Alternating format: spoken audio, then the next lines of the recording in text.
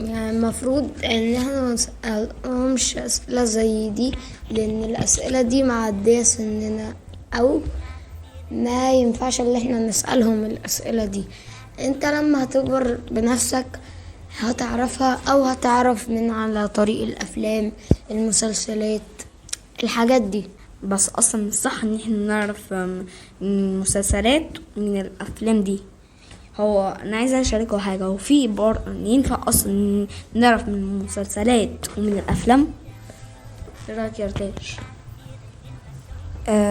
يعني ممكن ما نكونش قصدنا ان احنا يعني ندور على الاجابة، ممكن نقابلها كده بالصدفة ونعرف الاجابة. بس برضو انا بقول يعني بس اكيد فيلم مش هيعرض الاجابة الا هو كبير عن سننا يعني.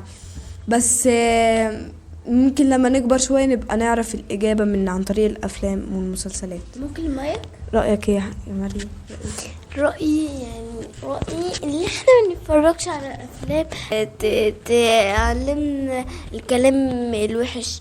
احنا عايزين لما نسأل الإجابة تكون من مصدر موثوق بيه، فانتوا ممكن تسألوا مامتكم او باباك او المعلمة